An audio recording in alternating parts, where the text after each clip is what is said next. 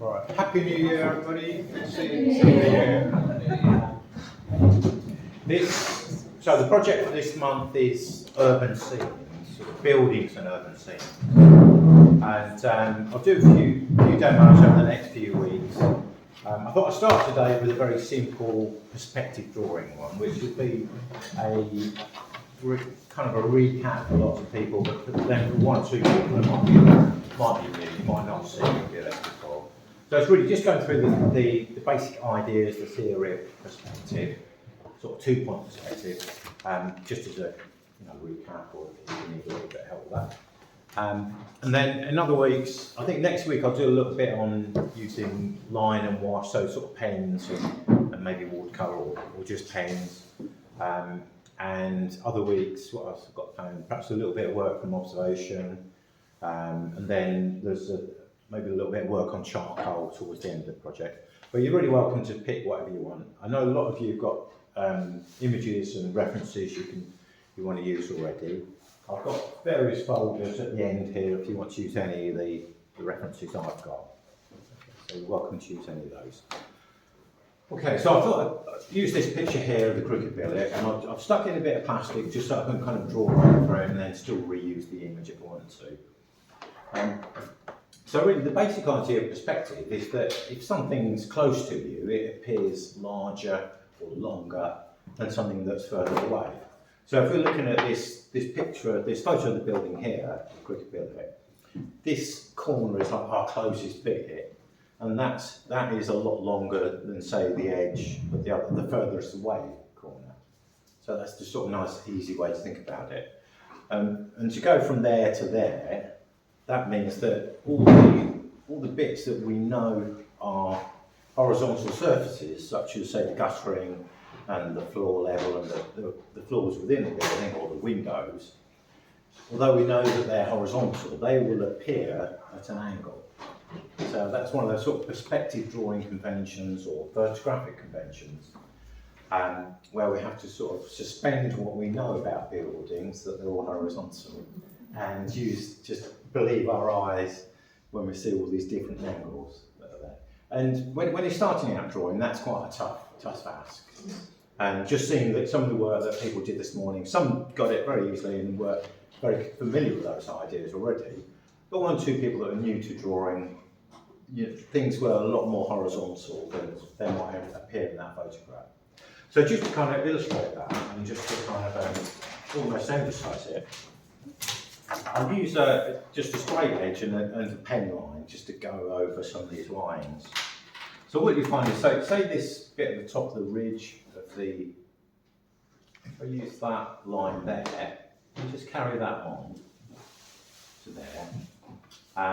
So that's almost like the highest point, and then I could use this guttering level.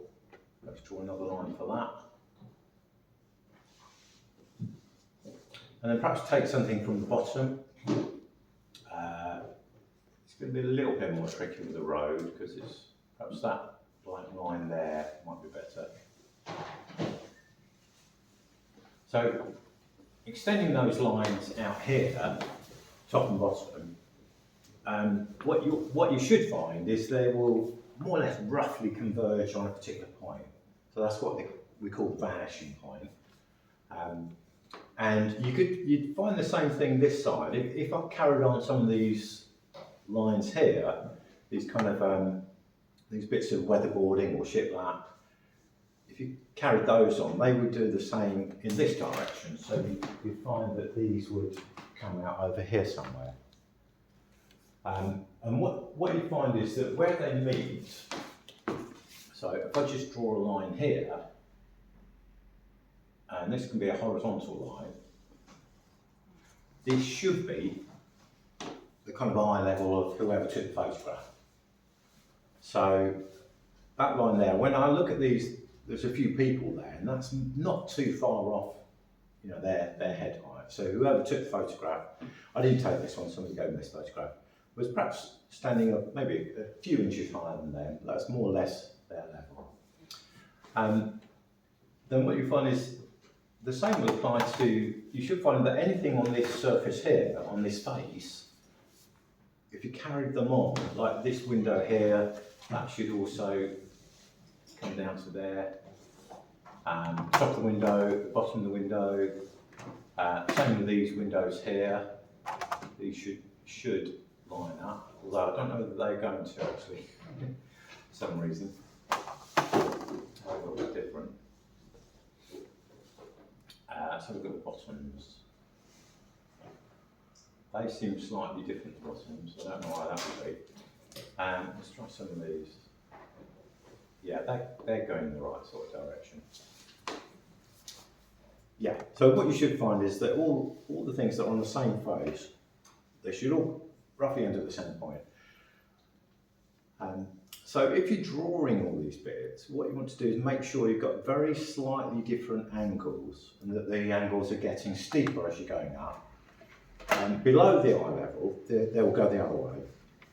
So I like to think of it as like a fan. If you imagine a fan, all these are like, you know, the blades on the fan that are just sort of opening out. So that's a little bit on that.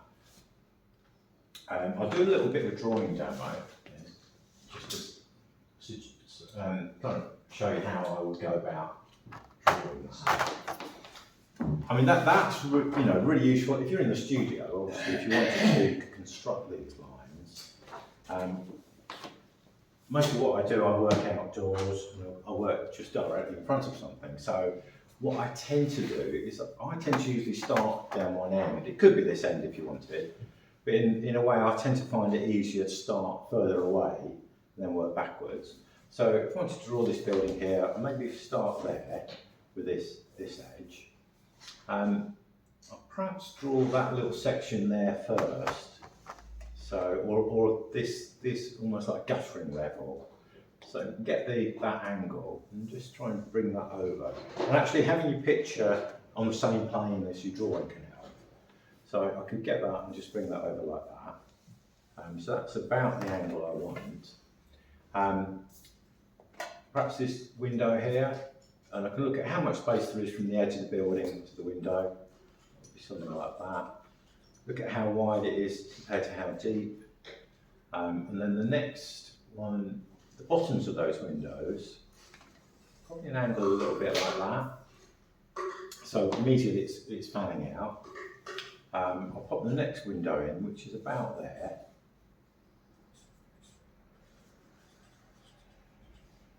And the bottom would be there. And it's useful just popping these guidelines in. When it comes to drawing these little bay windows underneath, they're a bit more complicated, but sometimes just popping some guidelines down can help you. And that will give me the top of the bay. And then that's going to come out that way and out that way, like that. And then here, it's going up very slightly, but it's not as quite as steep as that or not as steep as that. So that's going to be something like that there. To get this triangle bit on the top, I'm thinking that would start about there. One way you can achieve that, or to get the midpoint, is to almost sort of do a cross like that, and then where the cross meets, that will give you the high point. So that's quite a good way of doing that, and hopefully that will look in perspective there. I might be better if I did it that end, really. Can you explain that cross bit again? Yeah, I can do it this end because it's probably easier to see. So this is, say, I'll squash it in a bit just so it fits in. Make that the side of the wall. I'll bring this out here. So if this was the side wall here, sort of there to there, this is going to go back this way. So I've got that side is this side, yeah. this side, this side. If you did that, and then take that up there, Right side view, yeah. that should give you, I'll take that quite high because it is quite a high ridge there. That should give you, that should look in proportion. Yeah. Whereas if you just sort of like, say you just measured between here and here and went halfway, that would bring that probably further forward. Yeah. So the effect is that looks too long there. Yeah. So it's a way of, That back looks straighter, doesn't it? The back of the roof there looks a lot straighter. straighter. Yeah, it doesn't go, The left-hand side, I think he's talking about. yeah. Well, steeper. Well, they often are. Yeah. It should. I mean, if I did it with a ruler and measured it all, it would probably look a bit better. But the general idea is have a bit more space here than you've got here, Yeah. because this side of the wall is closer to you on that side. So that'll get that looking properly in proportion and in perspective. And it goes there. This bit here, because that part of the roof there is a bit like this end, that will go to a perspective point over that way, so that's going to go back that way. And then this one, it'll come back down to here, so that's going to sort of do something like that. So that's going to be the steepest angle, then that, and then they'll gradually come down horizontal there, and then below the eye level, they'll go the other way. So get the perspectives in first before. Yeah, it's worth just getting an idea where the eye level is, and it's somewhere around here. Well, I've drawn it there, but I know that these, at the Crooked Billet, these are quite high up, because you actually go up steps to get into that bit above. I think they're in there. So that is raised up a little bit. So they're higher than eye level there. Yeah, so that would be, yeah. So, and then you could just kind of work your way back. You could draw the whole wall if you wanted to, but I find it easier to sort of just draw some of the, just do it bit by bit, you know, try and get the spacing in the next window, and then you've got the sign in there, and then the next window, and then probably this edge would be sort of over here somewhere. So I might just start with a line like that, draw it loosely, and then pop all the bits in, and then finish it as it goes. Lovely. Thank you. Is that okay? The other thing I thought I'd mention, I brought a few books in as well for this, just to kind of, which I'll bring these in this week, the next couple of weeks. This one is all about urban sketching, and I'll talk a little bit more about that in a couple of weeks' time. So this is really drawing from life, from direct observation. And there's all sorts of different examples of different people's drawings in there, quick sketches. This is a painting book by a chap called Peter Brown, I'm a big fan of. So he does a lot of oil paintings, actually. This one was what I brought in today, because it's, I thought this page talks a bit about pencil drawing and different ways you can use a pencil. So I like this illustration here, because it's the same subject, but it shows different styles of using pencil.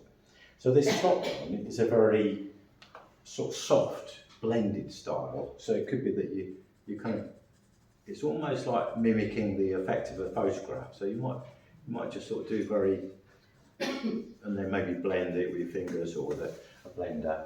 So that's one style. And then if you wanted it dark a bit, you go a bit more solid.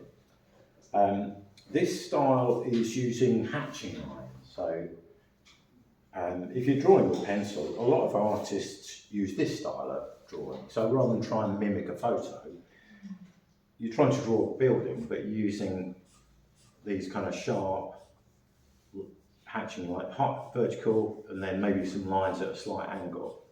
And then any tonal areas you're building up that way. Which I think is quite nice. And then this one at the bottom, he calls it broad stroke, which is almost like a slightly broader kind of hatching line. So it's really using, I'll use that. I don't know if you can see this, but basically it's a pencil that's really kind of well worn in. So you've got a very broad mark. So you can almost sort of quite quickly fill areas in. So it's a bit like hatching, but with a bigger mark. And then, which I find quite interesting. And then what he's done in some of these, he's using so if I give a little bit on here, say you've got hatching lines here to indicate the shadows. So you could do something like that. But you could also use lines maybe going another way to suggest some of the textures that you've got. So in this case, it would be the weatherboarding. So it's kind of alternate, depending on which direction you're making the mark, marks, it sort of reads slightly differently. So that can be quite nice with pencil drawing. So there's quite nice examples of pencil drawings in that. But I think pencil is quite nice to have a look at now and then. You don't have to just paint all the time. It's a nice quick way of working, can be. Is that okay? Anyone? Sorry? What is it called, Basil? This book is called Your Artist's Brain. Your Artist's Brain. Using the right side of your brain. And this other book, I don't know if you've come across that book, Drawing on the Right Side of Your Brain. So this is about kind of how getting you to see things, you know, using, you know, what comes into your eyes rather than how you think things work. When I first started teaching, I taught children to start with, about 6 months.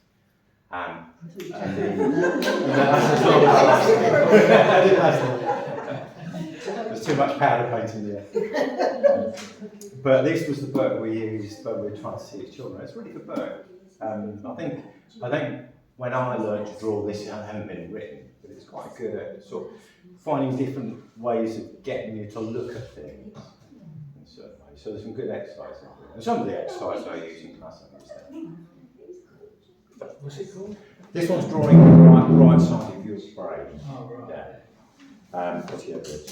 And this, I think, is sort of taking some of the ideas. This is somebody else who's written this.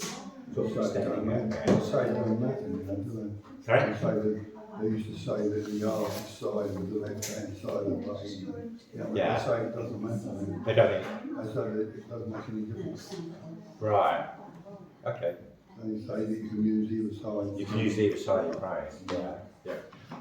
I don't know that I much can't use about mine, but the pencil. Pencil. This is pastel pencil. Pastel. Yeah, just really so you can see it. Because if I did it with graphite, you wouldn't really see it. Yeah, you can to an extent. Yeah. Yeah. I've got some here if you want to try. Would you use some pastel pencils? I'll just switch this off. Oh, yes, I don't want to be